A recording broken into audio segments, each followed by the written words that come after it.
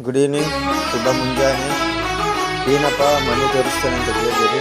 ಏನಿಲ್ಲ, ನಮ್ಮ ಅಮ್ಮ ವರಮಹಾಲಕ್ಷ್ಮಿ ಬರ್ತಾ ಇದ್ದಾರಲ್ಲ, ಸೊ ನಮ್ಮ ಮನೆಗೆ ಅತಿಥಿಯಾಗಿ ಬರ್ತಾ ಇದ್ದಾರೆ. ಸೊ ಅವ್ರನ್ನ ನಮ್ಮ ಹೃದಯಪೂರ್ವಕ ಸ್ವೀಕಾರ ಮಾಡೋಣ ಅಂತ ನಾವು ಮನೆ ಕ್ಲೀನ್ ಮಾಡ್ತಾ ಇದೀವಿ. ನೋಡ್ಬೋದು, ಅಂದರೆ ನಾನು ಅಷ್ಟೇ ಹೆಲ್ಪ್ ಮಾಡಿಲ್ಲ ಅಂದರೆ ನಾನು ಸ್ವಲ್ಪ ಹೆಲ್ಪ್ ಮಾಡೋಕ್ಕಾಯಿತು. ನೋಡಿ, ನಮ್ಮ ಅಕ್ಕನೂ ಇದ್ದಾರೆ, ಅಮ್ಮನೂ ಹೆಲ್ಪ್ ಮಾಡ್ತಾಯಿದ್ದಾರೆ. ಸೊ ಅಂದರೆ ಮನೆ ಕ್ಲೀನ್ ಮಾಡ್ತಾಯಿದ್ದಾರೆ. ಆಯಿತು, ಆಲ್ಮೋಸ್ಟ್ ಆಯಿತು ಮನೆ ಕ್ಲೀನು ಕೂಡ. ಸೊ ಯಾಕೆ ನಾವು ಹಬ್ಬ ಹರಿದಿನ ಲೈಕ್ ಈ ಥರ ಮನೆ ಕ್ಲೀನ್ ಮಾಡ್ತೀವಿ ಅಂದರೆ ದೇವರು ಚೆನ್ನಾಗಿರಲಿ ಅಂತಲ್ಲ, ನಾವು ಅಂದರೆ ಶುದ್ಧವಾಗಿ ಯಾವುದು ಬ್ಯಾಕ್ಟೀರಿಯಾಗಳು ಅಂಟದೆ, ಅಂದರೆ ಋಣ ಅಂದರೆ ಆ ಬ್ಯಾಕ್ಟೀರಿಯಾ ನಮಗೇನು ಅಂದರೆ ಎಫೆಕ್ಟ್ ಆಗಿರೋ ಥರ ಮನೆ ಕ್ಲೀನಾಗಿದ್ದರೆ ನಾವು ಕ್ಲೀನಾಗಿರ್ತೀವಿ. ಮನಸ್ಸು ಕ್ಲೀನಾಗಿರುತ್ತೆ, ಮನಸ್ಥಿತಿ ಎಲ್ಲನೂ ಕ್ಲೀನಾಗಿರಲಿ ಅಂತ